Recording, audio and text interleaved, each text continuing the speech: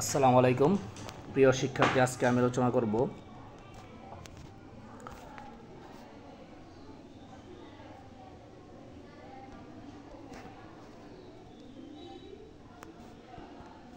Five point 3.5 নিয়ে। দেখো কি বলছে, আমি বাংলাটা পড়ছি। এখন আবার গ্রিড দুটি লক্ষ্য করো। দেখো এখানে গ্রিড আছে, লক্ষ্য করতে বলছে। এবং দৈর্ঘ্য, গঠন এবং বিভিন্ন অংশে তুমি কি লিখবে এবং কিভাবে লিখবে এর ব্যবহার এবং সেগুলো ব্যবহারের উদ্দেশ্য বর্ণনা করার জন্য গ্রিডগুলোর বিন্যাস তুলনা করো। এখানে কম্প্যারিজন দিছে, সেগুলি বলছে তোমার করতাম। তারপর প্যারাগ্রাফ এবং সেখান থেকে এসে তৈরি করতে তুমি যে ধাপগুলো অনুসরণ করবে তা স্থির করো। পরবর্তীতে শ্রেণীতে তা শেয়ার করো। একটি দলের উপস্থাপনের সময় অন্য দল নোট নিবে এবং পরবর্তীতে সেগুলি ফিডব্যাক লিখবে। ওকে, তারপরে দেখা যান কি বলছে, now write the steps you will follow to develop paragraphs. এবার স্টেপগুলি ফলো করো, একটা প্যারাগ্রাফ ডেভেলপ করতে তুমি যা ফলো করবে। You can write start in this way, এভাবে শুরু করতে পারো তুমি।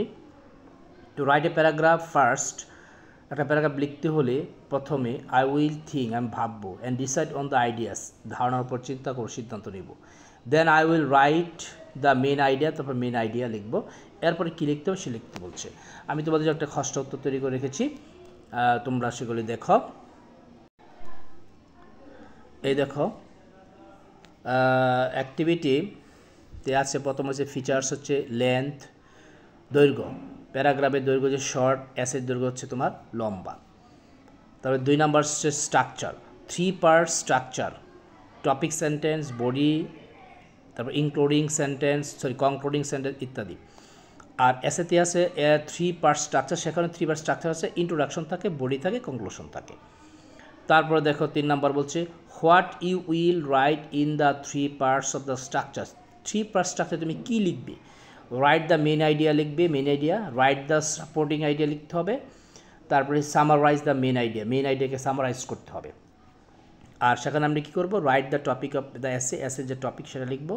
তো write the supporting information through examples, reason, using separate paragraph, আলাদা আলাদা প্যারাগ্রাফ লিখে সে তথ্য দিব, যুক্তি দিব, এক্সাম্পল দিব। তারপরে অবশেষে summarise the main idea, conclusion main idea লিখতে হবে। তারপরে 4 নাম্বার দেখো কী বলছে, you will use sentence or paragraph. আমরা প্যারাগ্রাফে শুধু সেন্টেন্স ব্যবহার করব, আর অ্যাসেতে আমরা প্যারাগ্রাফস লিখবো, প্যারা করে লিখতে হবে। তারপর হচ্ছে 5 number, the cohesive device use in the text. আমি যে সকল কোহেসিভ ডিভাইস ব্যবহার করব, অ্যান্ড, ফার্স্টলি, সেকেন্ডলি, ওভারঅল ইত্যাদি সে প্যারাগ্রাফ ব্যবহার করব।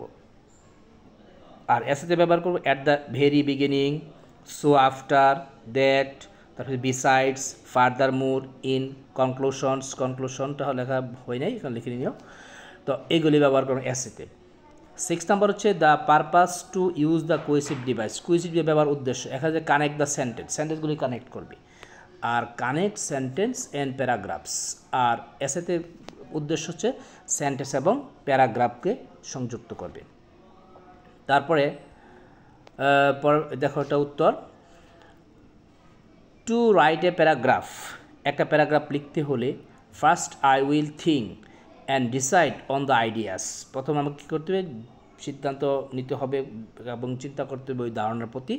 দেন I will write the main idea or topic sentence, তারপরে মেন আইডিয়া এবং টপিক সেন্টেন্স লিখব।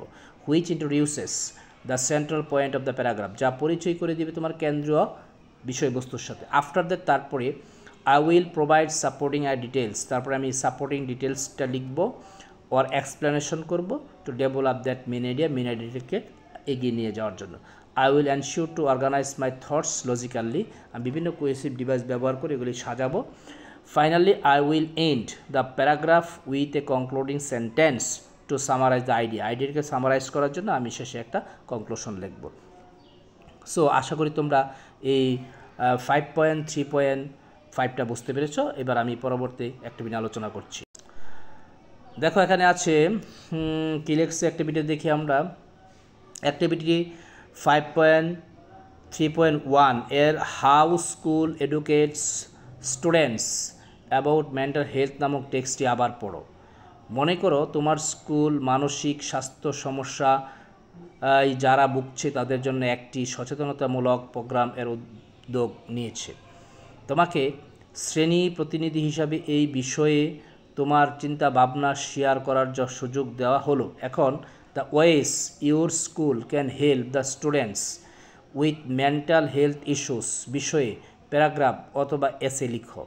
পরে তোমার কপিটি আরেকটি গ্রুপের সাথে কী করো, বিনিময় করো। আচ্ছা, to do the activity follow the given guidelines. এই অ্যাক্টিভিটি করার জন্য তুমি কী করবে, নিচের গাইডলাইন্সটা ফলো করো। এক নম্বর হচ্ছে read the text, how school educate student about mental health in activity দিয়ে বলছে 5.3.1 এটা পড়তে বলছে এক্সট্রা। আবার decide title for the paragraph title decide করো। রাইট দ্য মেন আইডিয়া, তারপর মেন আইডিয়া লেখো, সাপোর্টিং আইডিয়া লেখো, দ্য কনক্লুডিং আইডিয়া লেখো। Use cohesive device to connect the ideas, সেন্টেন্সগুলিকে আইডিয়া বা সেন্টেন্সগুলি কানেক্ট করার জন্য কোহেসিভ ডিভাইস ব্যবহার করো। Write the first draft of the paragraph প্রথম ড্রাফট লিখো। Do the necessary correction with the help of the টিচারের সাহায্য নিয়ে প্রয়োজনীয় সংশোধন করো। Write the final copy of the paragraph, এবার প্যারাগ্রাফের ফাইনাল কপি লেখো। আমি তোমাদের জন্য একটা খসড়া তৈরি করে রেখেছি, দেখো। অ্যাক্টিভিটি 5.4.1 দেখো, fostering mental health support in our school. এটা আমি এই টাইটেলটা বেছে নিয়েছি। দেখো বলছে mental health awareness is crucial for students wellbeing. Mental health সচেতনতা অত্যন্ত গুরুত্বপূর্ণ ছাত্রদের কল্যাণের জন্য, একাডেমিক সাকসেসের জন্য। Our school has taken significant step, আমাদের স্কুল গুরুত্বপূর্ণ পদক্ষেপ নিয়েছে to support students facing mental health challenges. Mental health চ্যালেঞ্জটা কী করে স্টুডেন্টরা ফেস করতে পারে সেই বিষয়ে। ফার্স্টলি যখন আমি একটা কোহেসিভ ব্যবহার করছি, our school establish a dedicated counselling and trained the staff. আমাদের স্কুল প্রতিষ্ঠা করেছে একটা পরামর্শ এবং প্রশিক্ষণ স্টাফদের জন্য। This can provide safe space for students, আর এইগুলি স্টুডেন্টদের কী একটা নিরাপদ জায়গা তৈরি করবে to express their concerns and emotions, তাদের উদ্বিগ্নতা, তারপর আবেগটা, ফিলিংসটা প্রকাশ করার ক্ষেত্রে উইদাউট ফিয়ার অ্যান্ড জাজমেন্ট, কোনো প্রকার বিচার বা ভয় ছাড়া।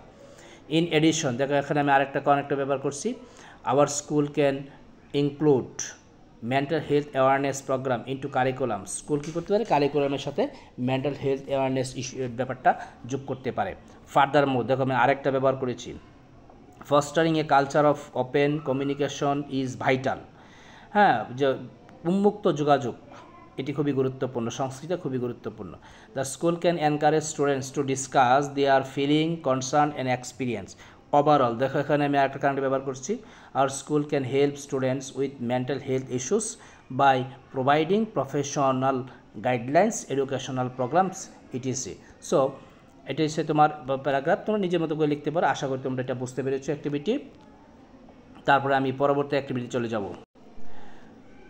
দেখো আমাদের এই টপিক্সের এই এক্সপিরিয়েন্স সর্বশেষ যে এটা, সেটা কি বলছে, সবশেষ অ্যাসাইনমেন্ট হিসেবে সম্পূর্ণ কাজটি করতে গিয়ে তোমার অভিজ্ঞতা নিয়ে একটি সংক্ষিপ্ত প্যারাগ্রাফ লিখো। তুমি যে সবগুলি কাজ করেছো অ্যাসাইনমেন্ট হিসাবে, যে কাজগুলি করেছো এইগুলি নিয়ে তুমি কি করবে, যে একটা তোমার নিজের অভিজ্ঞতা ব্যাখ্যা করে তোমাকে কি করতে হবে, যেটা প্যারাগ্রাফ লিখতে হবে।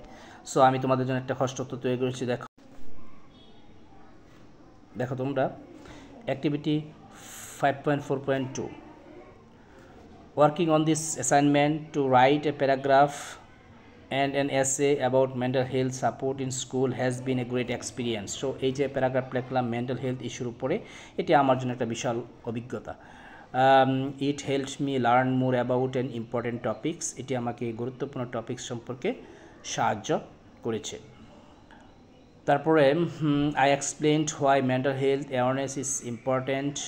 আমি ব্যাখ্যা করেছিলাম কেন মেন্টাল হেলথ অ্যাওয়ারনেস গুরুত্বপূর্ণ, অ্যান্ড সাজেস্টেড দ্য আইডিয়াস, এবং ধারণা দিয়েছিলাম আমি।